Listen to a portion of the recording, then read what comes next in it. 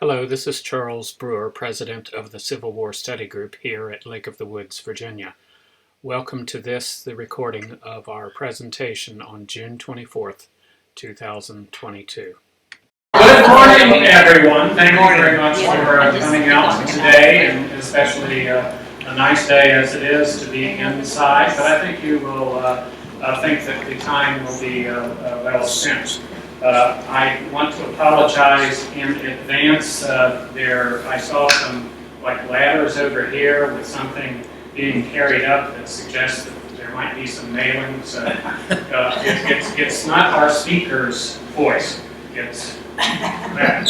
But in any event, so here we are. Good morning. Welcome to our June 24th, 19. Let me start that again. Good morning. Welcome to our June 24th, 2022 program. First, a few announcements. Our July 22nd program is in this room, also at 10:30, and it will be by retired Marine Corps Major and historian Bruce Doc Norton, speaking on the United States Marines in the Civil War, Harper's Ferry. So that should be quite interesting. For those of you that are new or have never picked up one of these, this is a brochure with little scannable things that will take you to our website. And we have a supply of them over here to the left of the books. If you want to pick one up, please do. It's good for a drive around Lake of the Woods. And then the next time you check your email, you will see a version of the statement I'm about to make. In 2001, the founding residents here at Lake of the Woods founded the Civil War Study Group. As a matter of fact, we have one of the founding members right here, Fred Reyes, past president. They began what has become an important journey of contributions to the understanding of local history, particularly relating to the Civil War here in this area generally. 10 years ago, this month, this group began a tradition of regular monthly programs to inform meeting attendees of a lot of interesting Civil War and occasionally other points of local history. From the beginning, there have been no dues.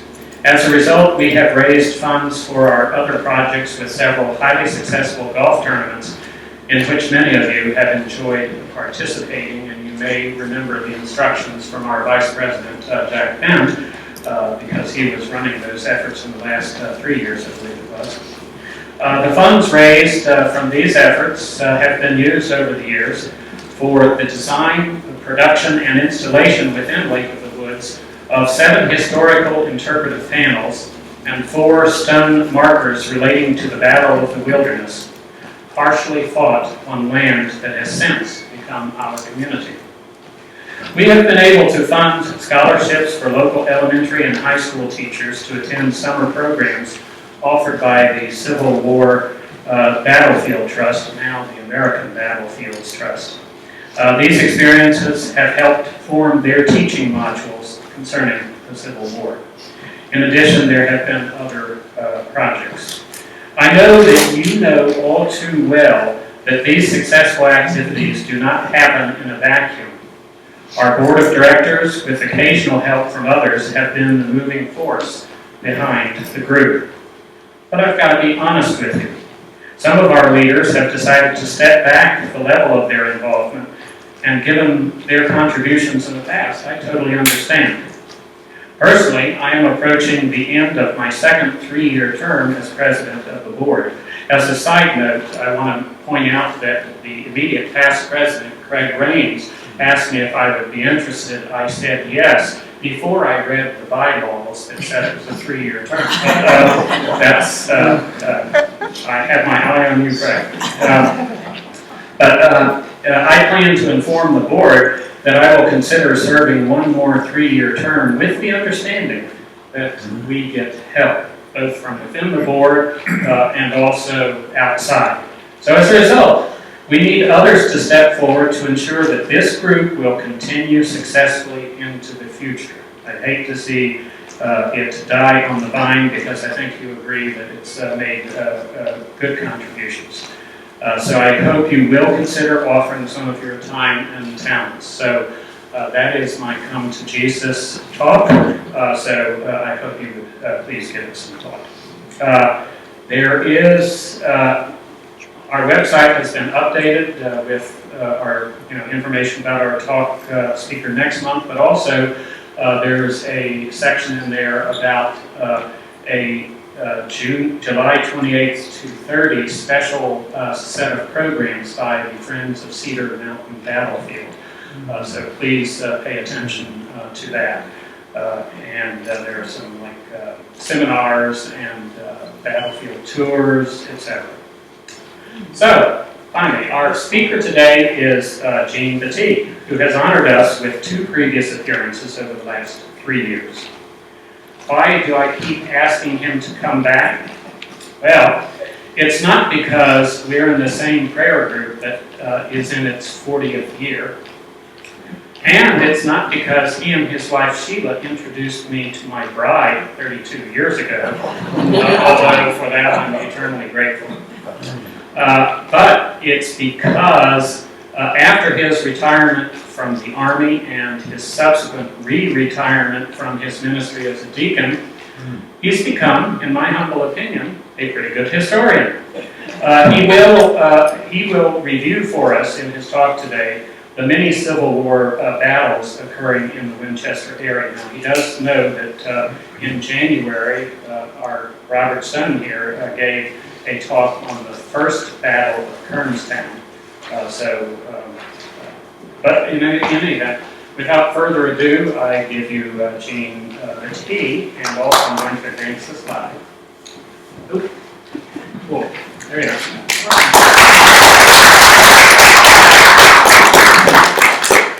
Attach this here and hopefully it works and you can hear it, because I have to rustle some papers and I could never pull this thing up and make it work.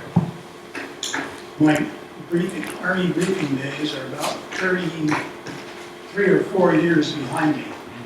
Now, I'm a retired Army Navy too. So, thank you much for inviting me to come out here and talk this morning. Sheila and I bought land in 2008 in Shenandoah Valley. Can you hear me? In the back? Okay. Yeah. And I'll continue.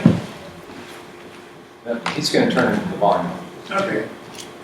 And have a house built at Lake Holiday, 15 miles northwest of Winchester, the following year.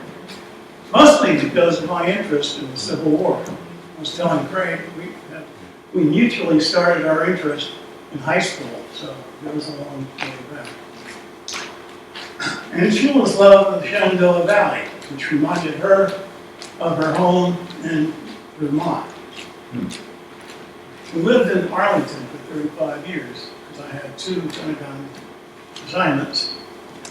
But no sane person would want to live that close into D.C. anymore. I mean, you may argue with me, but we did a discussion afterwards, but the traffic is, all we go back is funeral, or is funerals. I have to confess, I had no idea how many engagements took place in the Shenandoah Valley.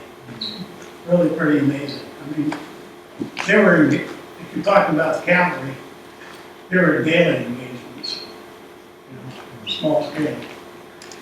But they were always feeling each other out. Well, let's see if I'm going to get it going. Charles, I may need your help. Let's see. Where's the laptop? Here. It's right there. Okay, give me a lot. Yeah. Excellent. Got a slot to act too long. Winchester was frequently fought over during the Civil War due to its importance as a center of commerce and its strategic location. The town was served by a network of well-developed roads that radiated in 9 directions, and was also located near the Chesapeake and Ohio Canal, and more importantly, the Baltimore and Ohio Railroad. And Winchester had a spur that led up to the Baltimore and Ohio Railroad. Both the Chesapeake and Ohio and the Baltimore and Ohio were major arteries and critical arteries for northern transportation of troops and supplies, which the Confederates were always eager to cut off. Perhaps most significantly, its occupation by a sizable Confederate force threatened Washington, D.C.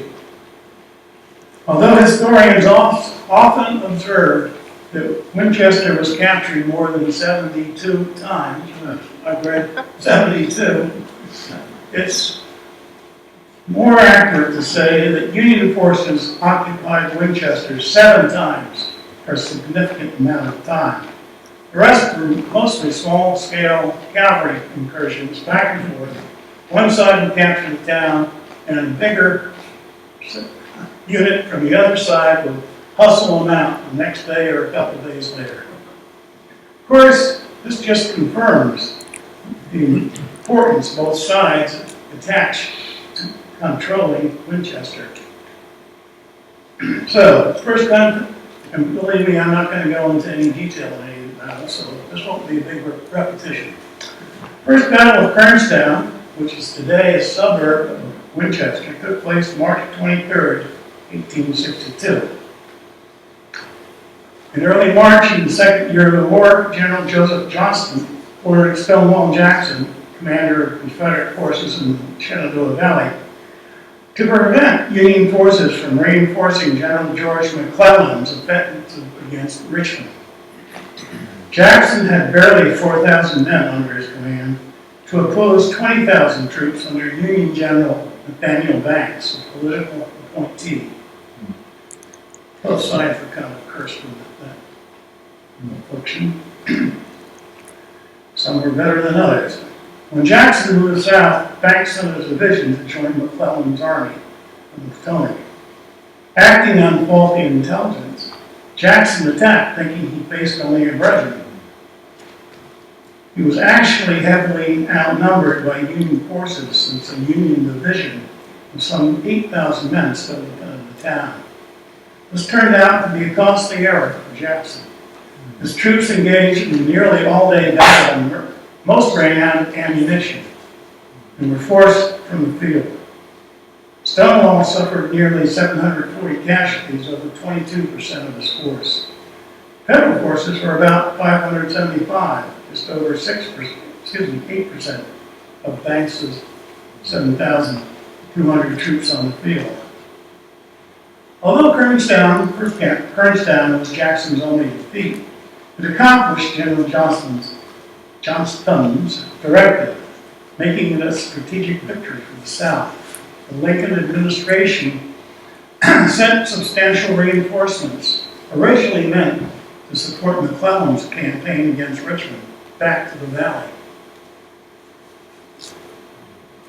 First battle of Winchester,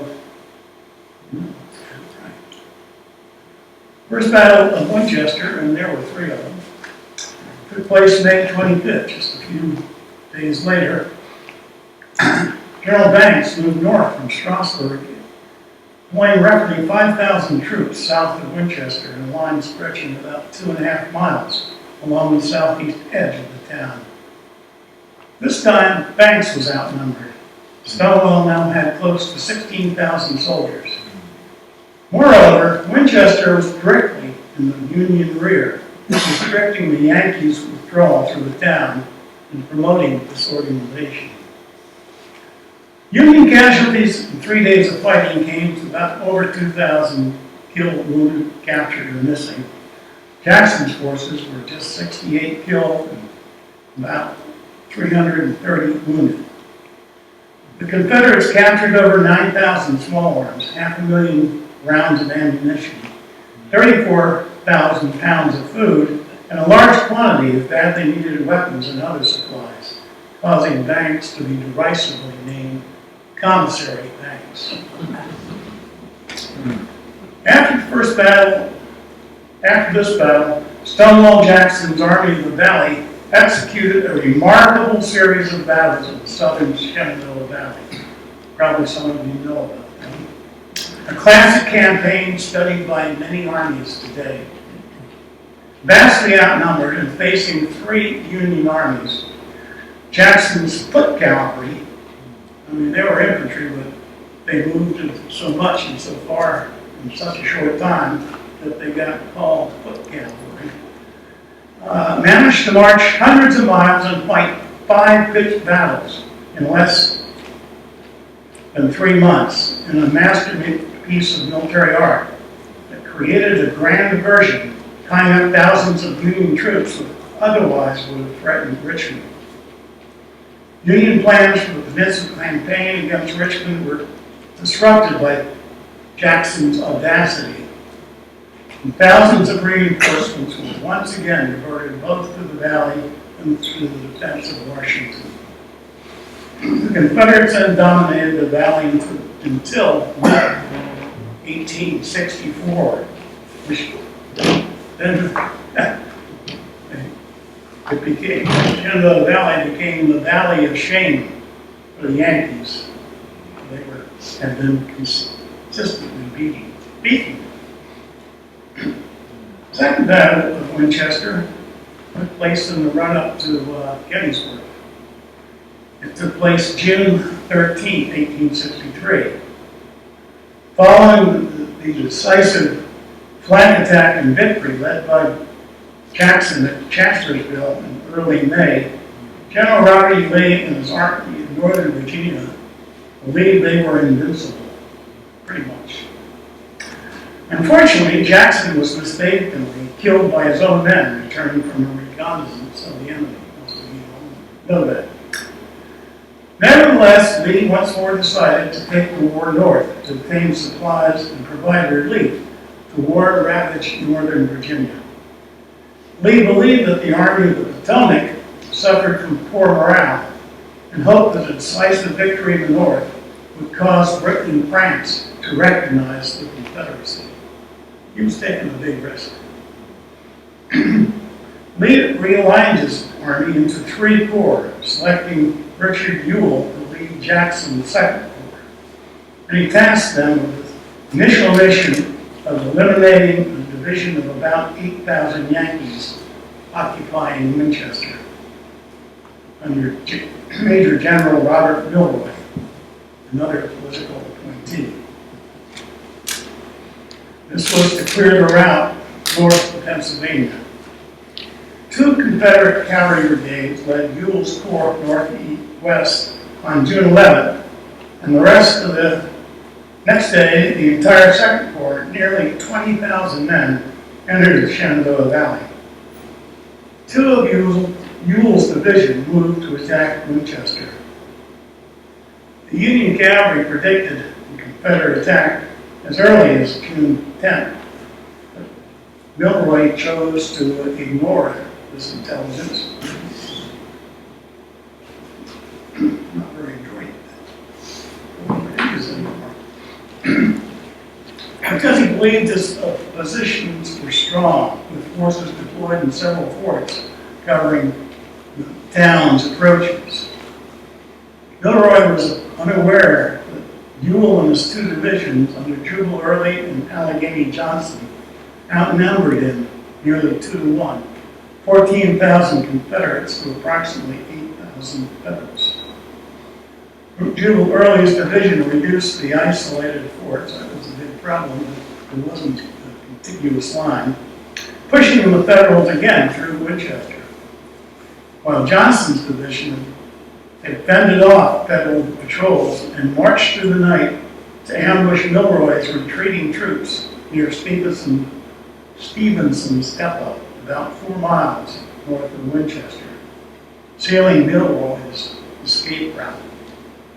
Casualty estimates for this impressive rebel victory vary. The jubilant Confederates suffered only about 300 casualties, while the Federals lost approximately 4,400 men, including close to 4,000 captives. Robert Milroy never had a field command again. The people of Winchester celebrated Milroy's defeat, but their joy was short-lived, as we know.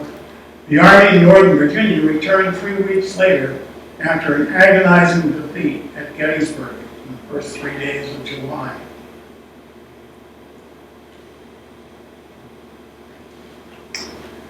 The end of the Valley of Shame came only after some impressive feats by Jubal Early.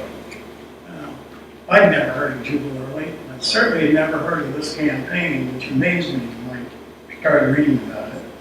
In mid-June 1864, Lee tasked Early's Second Corps to leave Petersburg for another Valley campaign.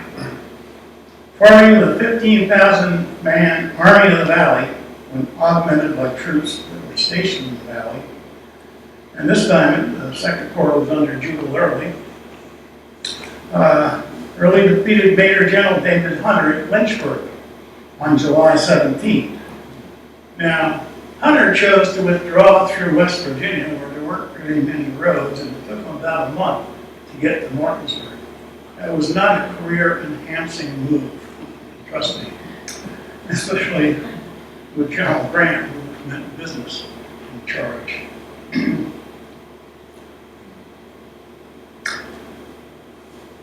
Early then beat the scratch force assembled by Major General Lew Wallace, who was commander in Baltimore. I mean, there were 5 military districts as part of the problem for the Yankees. Near Frederick, Maryland on July 9th, and then he attacked Fort Stevens, one of Washington, D.C.'s many perimeter forts, on July 11th and 12th, with Abraham Lincoln famously on the parapets, and Oliver Wendell Holmes, who you know his name, was a Chief Justice. He was a Union captain who was supposed to have said, "Get down, you fool," which would have been good advice if Abraham Lincoln was actually standing on the parapet.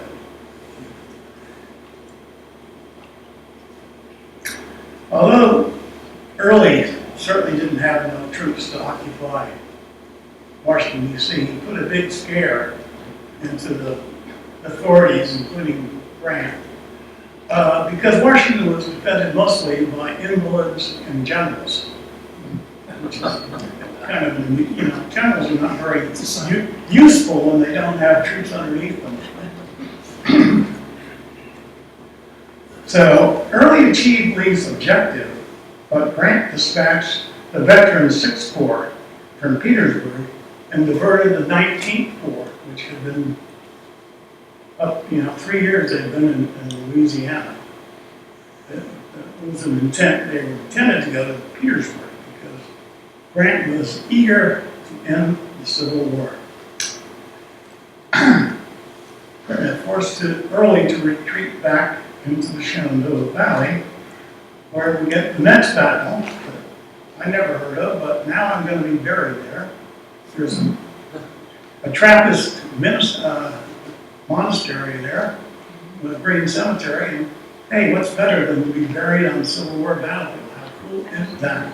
Anyway, the end of the Valley of Shame came only after some impressive feats. Sorry, wrong place. A combined Union force consisting of the 6th and 19th Corps, commanded by Major General Horatio Wright, who commanded the 6th Corps, but he was the senior, along with Major General George Crook's Army of West Virginia, sometimes improperly called the 8th Corps, pursued Early into the valley.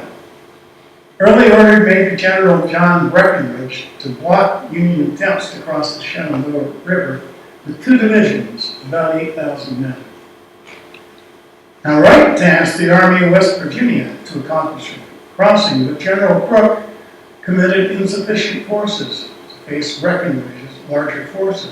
He only committed 1 division. Although a defensive position behind stone wall and repositioning units to plug gaps, saved Yankee lives, the assaulting Federal division was forced to retreat back over the Shenandoah Valley. Some of the troops drowned. In fact, Union casualties were 422, while the Confederates lost about 400 men. But, receiving intelligence of a sizable Union force, Major General William Averell's Cavalry Division, approaching Berryville from the north, Early retreated towards Winchester and Fisher's Hill, the Gibraltar of the Valley. In the end, the Confederates' tactical victory in Cool Spring meant nothing because the Yankees crossed unopposed the next day. And the next battle, you can see the series there, it was continuous. That was at Rutherford's Farm. Early continued moving towards Winchester, followed by Union General Horatio Wright's 3 Yankee Corps. Approaching Winchester, Early was also threatened, of course, by Averill's Cavalry Division. Threatened from multiple directions, Early deployed his main force near Fisher's Hill, but sent General Stephen Ramseur's North Carolina Division to block Averill, with instructions not to attack. That's something hard for an Army aggressive commander to hear.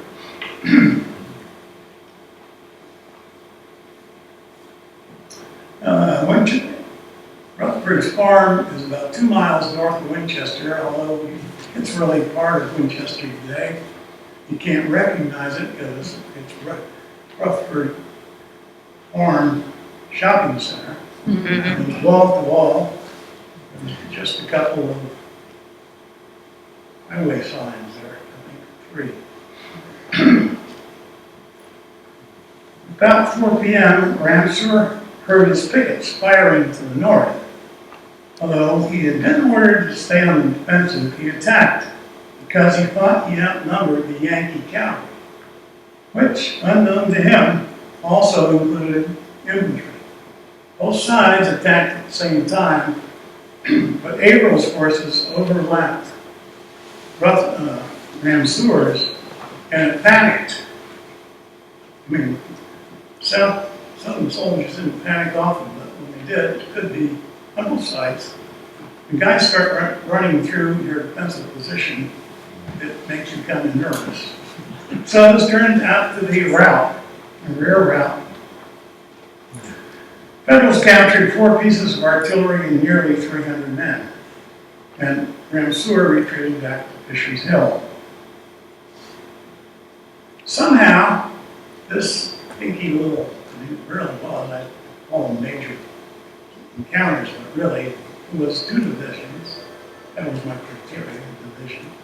But this wasn't really a big deal. But General Wright concluded that the Confederates were beaten, and he ordered the 6th and the 19th Corps back to Alexandria in order to embark on transports and get to Petersburg.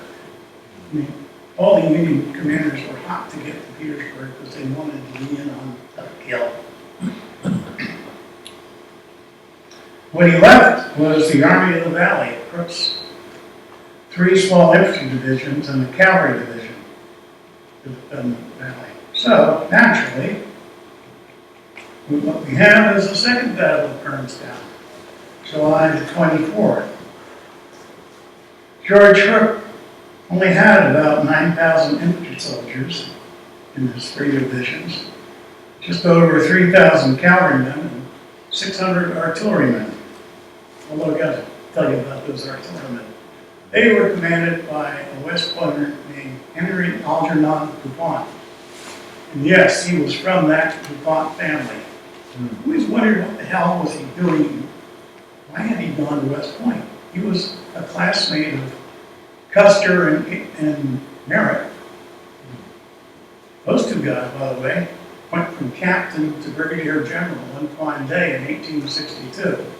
Along with a guy we never hear about because he got killed at Gettysburg, named Lon Farnsworth. God knows what he would have done. Killed cavalry and some stupid. Anyway, that's. Anyway, it did not turn out too well at the Second Battle of Kernstown because they were. Cook was warned again by his cavalry that Early was coming, but he chose to ignore that warning. It was, again, it was really, It wasn't really a big battle, but for the guys there, it was intense for that day.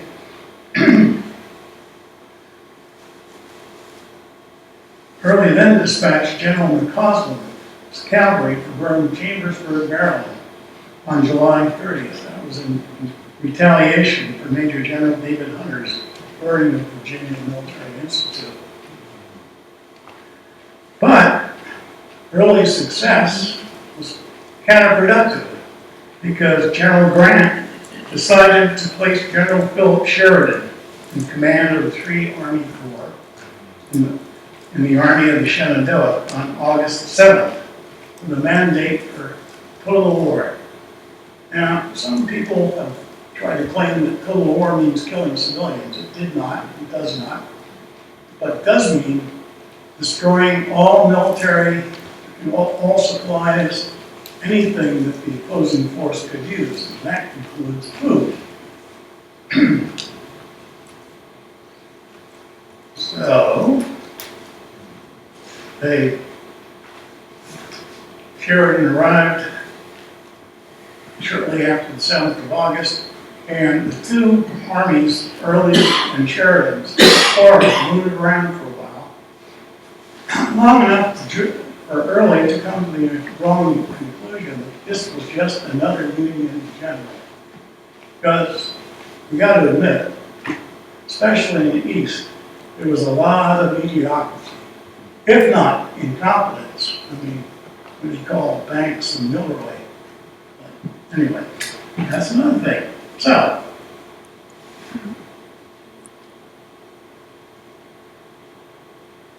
I'm going to just add lib. It's a boring reading. Basically, on the 16th, Sheridan got some great intel from a Yankee Quaker Unionist teacher named Rebecca Wright, who had her information, I should phrase it better, a slave named Thomas Law transported the information she had, which was that one division that Early had was called back to Petersburg. So he was that much weaker. Furthermore, he had 2 divisions up close to Martinsburg to threaten the Baltimore and Ohio Railroad. So this was the time for Sheridan, who was one aggressive general, I can tell you, to launch his attack, which he did on the 19th of September. It was an all-day affair, partly because they attacked on the Berryville, Winchester plank, but they got bottled up. I mean, there was a lot of soldiers. The 6th Corps had 3 divisions. They were huge. Besides, Wright had been told not to bring his wagons with equipment and all that junk, and he did. That really kind of came up. Anyway, it dragged out the affair. Both sides lost a really capable, wonderful general. It wasn't decided until Sheridan decided to commit his reserve, which was the Army of West Virginia, General Crook. And by the way, Sheridan and Crook were roommates at West Point. So a little nepotism for friendship. I'm just kidding, because I wasn't at West Point. Committed the Army of West Virginia, plus 3 huge cavalry divisions came thundering down from the north on the same flank that the Army of West Virginia now was putting a lot of force on. So what happened was that Early's army in the valley went, as they say, whirling through Winchester. That's cool. And they didn't stop until they got to Fisher's Hill, which is south of Strasburg. Here Winchester was the largest and bloodiest battle in the Shenandoah Valley. Of his approximately 15,000 soldiers, Early lost nearly 4,000, approximately 27% of his force. Sheridan lost just over 5,000 troops, approximately 13% of his force. But the difference was the Union could replace those easily. So, I told you Sheridan was aggressive. He did not wait around. 3 days later at Fisher's Hill,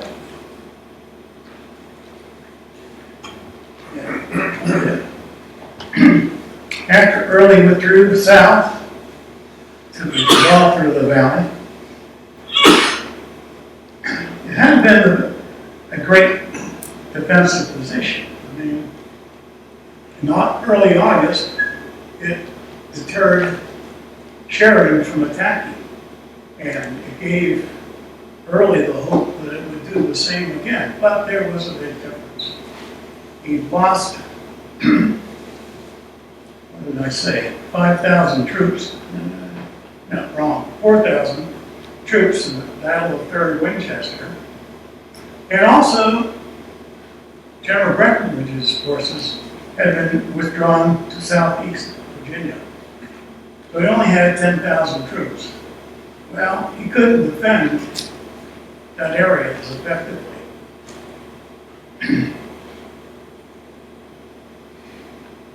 It was a 4-mile front, so 10,000 troops, not going to make it. Colonel Rutherford Hayes, some of you probably heard of it, and all of us have. Turned out to be one of our presidents, maybe the president after Grant. A Harvard-trained lawyer and division commander in Crook's Army of West Virginia, convinced Sheridan that a flank attack against Early's left flank offered the best hope of success. This required a 12-mile march over rocky, rugged, mountainous terrain. So Sheridan wisely chose the Army of West Virginia Mountaineers, mostly, not all of them, to lead the main attack. Their movement took place under cover of darkness and fall foliage. About 5,500 men charged down the slopes to strike Early's left flank. That was 2 divisions charged in that charge, 16 infantry regiments, about 5,500 filing into your flank. Not a good thing. At the same time, General Riggett's 6th Corps Division supported the attack, and ultimately, the whole Union line advanced, some 30,000 troops assaulting Early's 10,000 men.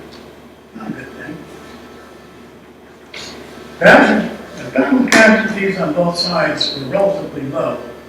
235 of Early's men and 525 of Sheridan's. I mean, attackers always lose more than that. I mean, almost 99% of the time. But Confederates also lost 1,000 captured. And Early withdrew as far south as Waynesboro.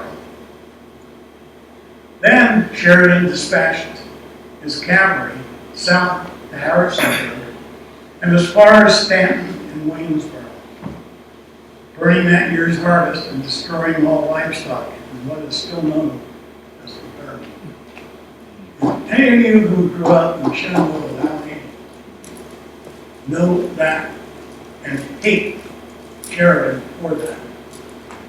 We moved into Winchester in 2009, and the headquarters, the building that Sheridan used for headquarters in Winchester, had a plaque, but there was a big bush covering it. Like maybe it was a plaque of shame, I don't know. But I'm here to tell you things really are changing. Because the bush has been pruned, it's not there anymore. I think that's all good. On October 7th, Sheridan reported to Grant, I have destroyed over 2,000 barns filled with wheat, hay, and farming implements, over 70 mills filled with flour and wheat. I have driven in front of the army over 4,000 cattle, and have killed and issued to the troops not less than 3,000 sheep. The people here are getting sick of war.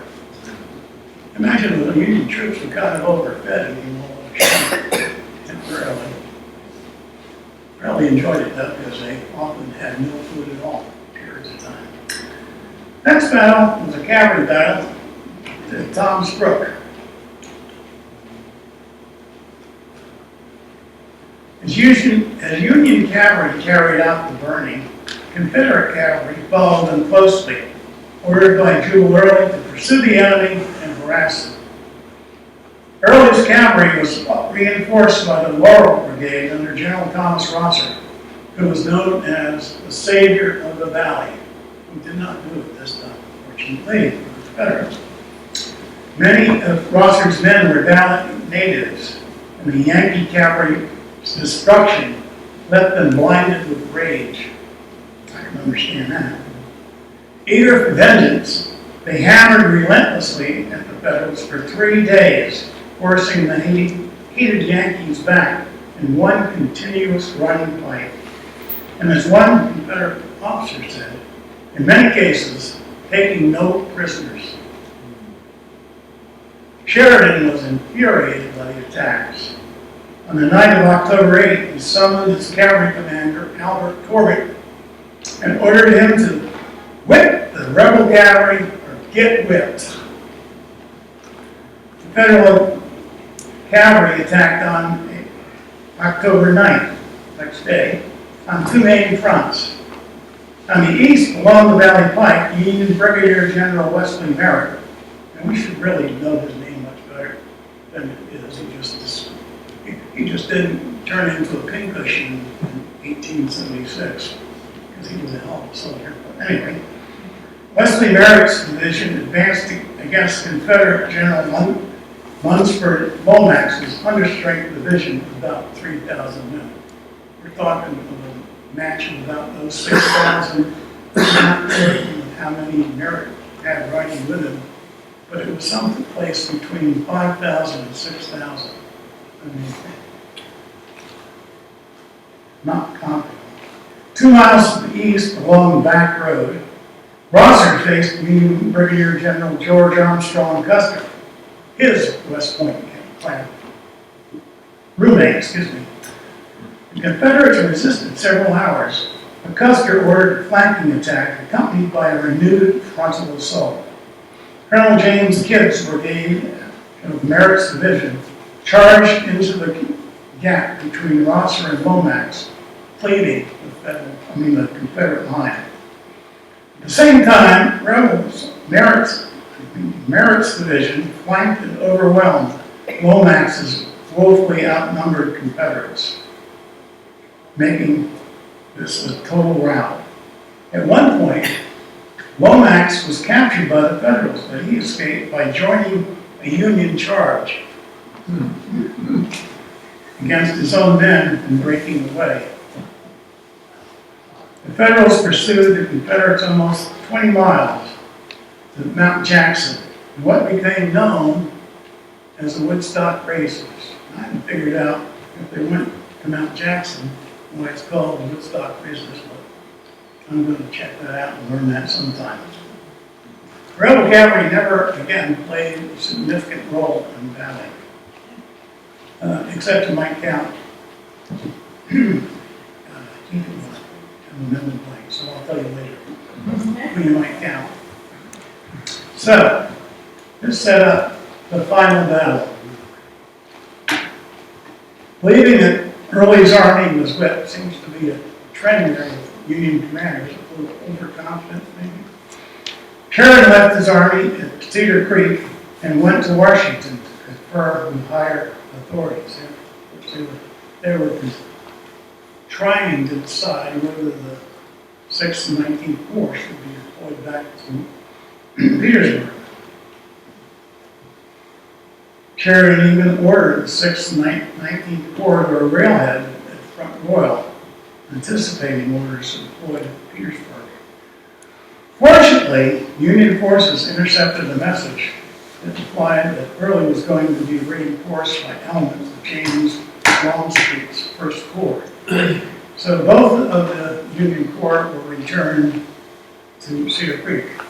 How could the Yankees intercept that? Well, they communicated by semaphore, and the Confederates used the Union minor adaptations, which the Yankees pretty easily figured out.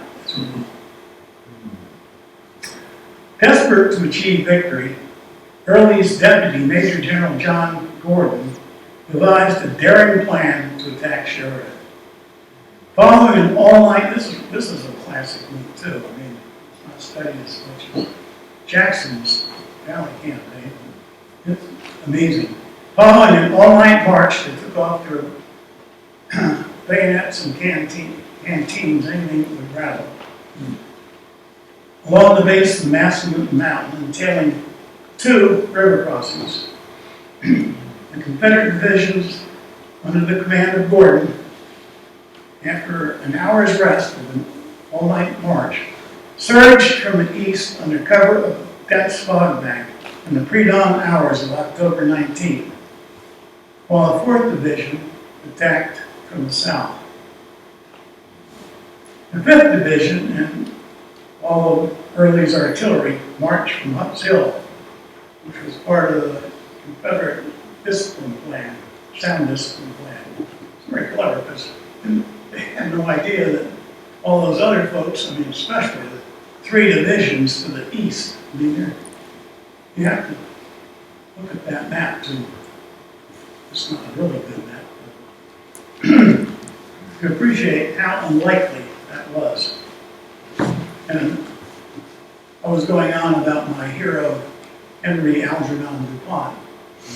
He was chief of artillery. I mean, his classmates were brigadier generals, Merritt and Custer, because they were cavalry. Big facts there.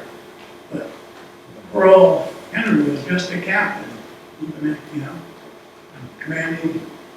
But he got the Medal of Honor for what he did that day. He leapfrogged his artillery. He had 18 pieces. He only lost 6. Now, I'm sure, because it was a lot of fog, and once they started firing, that black powder puts out a hell of a cloud itself. I'm sure there was a lot of friendly fire that day. And I never read a book that talked about it. But he's firing into an area ahead of him based on a rebel yell, I guess. Anyway, it's just interesting. I mean, it's amazing because the Army of West Virginia essentially was caught asleep, literally asleep. I mean, what else do you do at 4:30? So it's due to DuPont that any of them, in my opinion, that any of them escaped at all. And always just that one wonder, what the hell was Henry DuPont doing at West Point? It's richer than I don't know what. Pick your comparison. Then I found out that his daddy was West Point class of 1827, which you should look up when West Point was founded. But that's pretty early on. So at that point, it was a military tradition. Now, very interesting. Well, it was a smashing success. Ultimately, the Confederates went all the way to the northern outskirts of Middletown. That was an advance of, I haven't really measured those wheels, but at least 5 miles, maybe 7. But a lot of them stopped in the Army of West Virginia's camp, because there were all kinds of goodies. A couple of dead Yankees with boots. I mean, you will not believe it. This is, I've done a lot of reading. A lot of Confederates had no shoes. They marched with no shoes. Even some Yankees, their boots wore out and they didn't get replaced. But the rebels had a particular problem. So imagine these guys marching in bare feet. Anyway, they stopped. There was a lot of food there. Even officers stopped the loot. So the attack stopped. General Gordon was apoplectic. I mean, he was after Early, but there really was not a whole lot that they could do because there were too many soldiers that were looting. Probably some exhaustion might have factor in this. So, I told you Sheridan went to Washington for a big powwow, but he had come back the night before the battle and slept in Washington, at Winchester, because it was much more comfortable there than sleeping at Bell Grove's headquarters. By the way, if none of you have ever heard of Bell Grove, you should come and visit it. It is, in my opinion, in some ways, way more awesome than Montpelier or Monticello or Liz Washington. I just have a life all the time, which proves I'm very mature. Anyway, he overnighted it in Winchester, but believe me, you could hear all that musketry going off in the cannons. Carried 12 miles, the distance between Middletown and Winchester. So he got on his great big, huge Charger Rienzi. Rienzi later got stuffed. I don't know where he is now, but I think West Point. Big deal. And rode to Winchester. All along the 12 miles, he was encountering Union soldiers who thrown down their weapons and, trying to get the heck away from the Confederates. And he had his staff turn him around, because he certainly was not going to be deterred from getting back to the battlefield area around 10 o'clock. And they say he reorganized what was left of his forces. But the 19th Corps hadn't been disturbed much at all. To say the 6th. 19th Corps wasn't badly harmed. 8th Corps was out for the day. It was a long time to reconstitute them. But he got his 2 divisions reorganized. And of course he had his 2 huge cavalry divisions, American and Custer. So at 4 o'clock, he ordered a counterattack. The rebels held for a brief time, but then Custer got around the left flank with his 6,000 or so troopers, and with their pistols and sabers slashing and crashing, it created a terror. We have no concept. Some people don't believe the sabers got used during the Civil War. They spent their time sharpening. They called them meat cleavers. They were nasty objects and did not want to have a cavalryman running down in your back. So what happened was a Confederate tank, and they ran all the way down to Strasburg. In fact, Custer's troopers captured Ron Seward, who I told you about, who commanded a North Carolina division. He had been wounded, getting on his 3rd horse. What happened in the Civil War is hard for us to understand. Really. These guys, I say all the time, thank God I was a soldier during Vietnam. Couldn't have survived the campaigns they had. As I've shown you, they're continuous, one after the other. And wearing a woolen uniform, that's all I had. And nor could I have survived very well in the last 20 years in Iraq or Afghanistan. Better Vietnam by far, I say.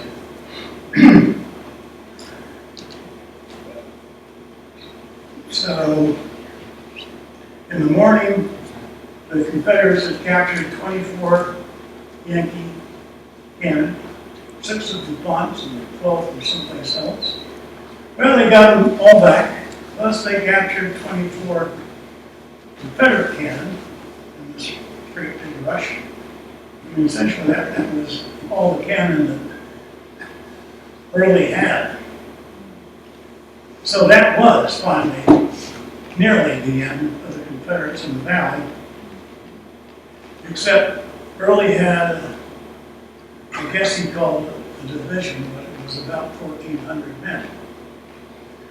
And when Sheridan left Winchester in late February '65 with his two cavalry divisions, American Custer.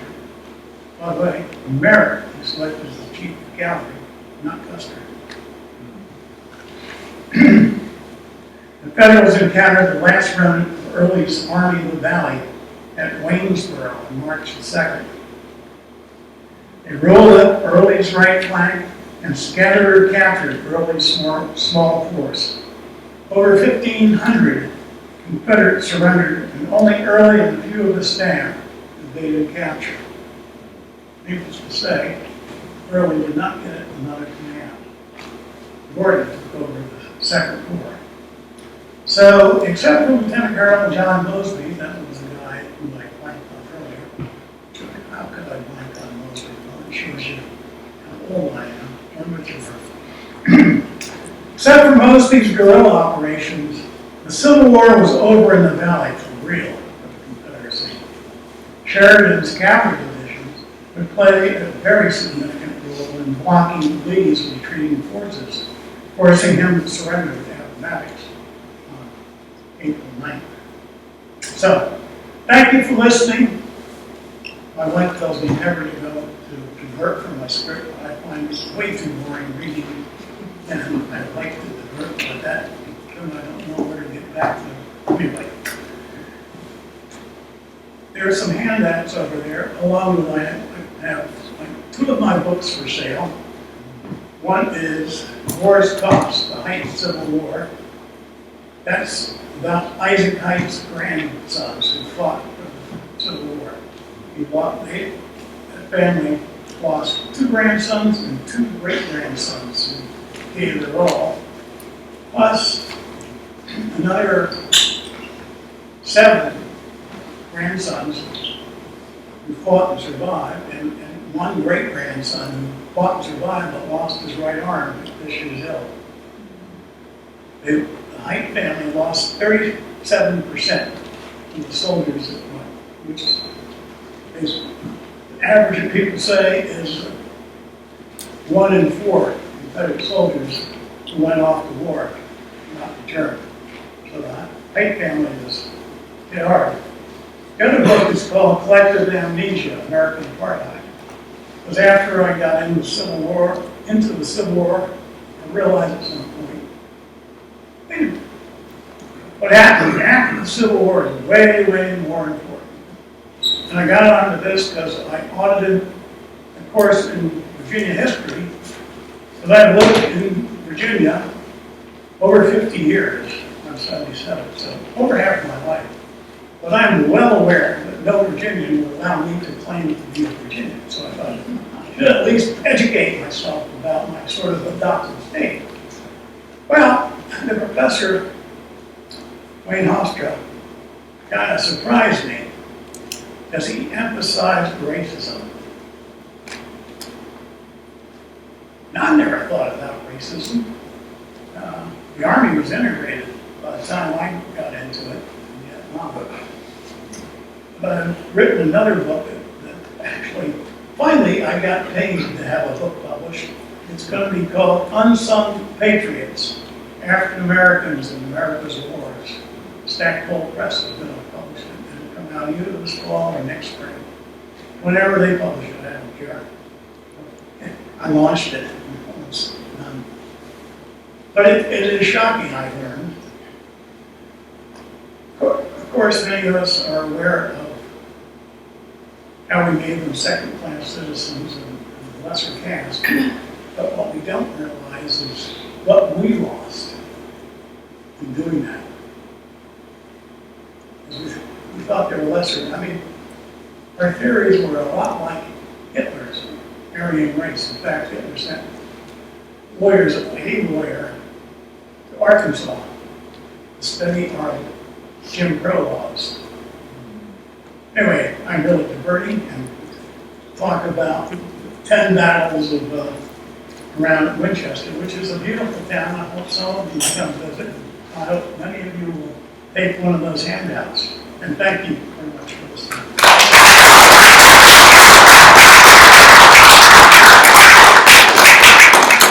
You might want to keep that on because if there are any questions. Oh, yes, I forgot. That's part of the I asked, and then I didn't, then I ran.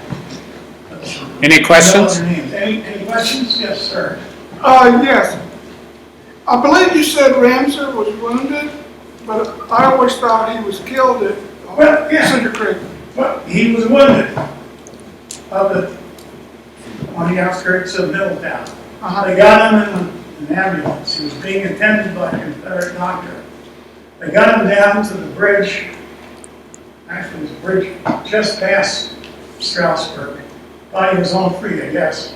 Unfortunately, one of Custer's scouts, not scouts, troopers from the 1st Vermont Cavalry. I know that because that's my wife's home state and so are my father's. Anyway, they captured him and they brought him to Belle Grove. And he was visited by his West Point classmates. I mean, it was really kind of amazing war. He was visited by Merritt, Custer, and DuPont. And they say also Sheridan. I mean, Sheridan wasn't a classmate, but I know something about I'm a Russian scholar. It's sort of the old school tie. I mean, even if you don't know people, you know people who know other people, so you know those people through those people. So probably Sheridan was there too, and he died there. And they shipped his body home. I was a docent at Belle Grove. Actually, I volunteered at all three. I was an overachiever. All three places, the Shenandoah Battlefield Foundation, where I was a librarian. He has the shirt to show for it. Well, no, this I got for volunteering with the park rangers. And it's interesting, we're a national partnership park. And as far as I know, the only one in the country. It's sort of a new thing. The Rangers facility is in a former daycare operation because we've kind of run out of money to build new national park facilities. But it's still neat. I mean, they have, I'm a Frenchman, I talk with my hands. They have a neat light table that shows the progression of the battle with a video, audio that describes the progression. And the Rangers are very knowledgeable, and they have, I was a volunteer in park, is what they call it. I was a volunteer in park for, I guess, 6 years, something like that. Every year we got a groovy gift. This was one of them. Unfortunately, they didn't give us one of those cool Ranger hats. Sure. This was 3 weeks before the election. This was a very important battle. Yes, sir. Would McClellan have won? Nobody really knows, but I don't think so. This battle decided this was a victory, even though it looked like the war was ending. Well, I'm not a political scientist. I mean, Lincoln thought his chances were so bad that he didn't. I remember the guy who was the vice president in his first term, but he selected Andrew Johnson, a word Democrat, which created a lot of trouble for us later on in the argument. But Andrew Johnson was the only Southern senator who stayed with the Union, and he ended up being the wartime governor of Tennessee. But and although he initially hated the plantation owners of the West, he was a tailor, and he owned, I'm told, 4 slaves. He ended up deciding they were his people, and taking Lincoln's advice, he let them down gently, and some would argue, way gently. Well, thank you very much.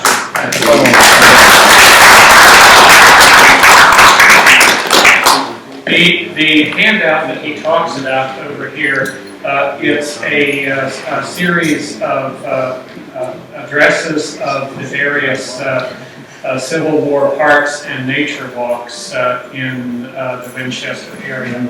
And this also will be available via link on our website when I send out the link for the recording of today's session. So, yes, Richard. Does the handout cover the 10 that Gene covered? Well, 2 of them, there's nothing to see. Uh, Fisher's Hill is just a kiosk. I mean, after the war, a lot of veterans would go there with their families to picnic. But right now, there's nothing at Fisher's Hill. Not even a picnic table. There might be someplace. So not all 10 are Rockford marked. Crossing is a big shopping center. So not all 10 are marked then with plaques and, Well, they all have plaques, yes. they all have plaques, all 10 Yeah. are marked. Yeah, but I didn't describe those two in detail because, in my opinion, other than a drive-by, quick drive-by, keep the drive-bys, that's the place to go. Art, is there any other business that needs to be brought forward? Well, with that, I thank you for attending and hope that you will be able to come to our July meeting right here on the 22nd. So have a good day. Before you go, please remember to visit our website often, civilwarstudygroup.org. We make every attempt on a regular basis to provide informative content.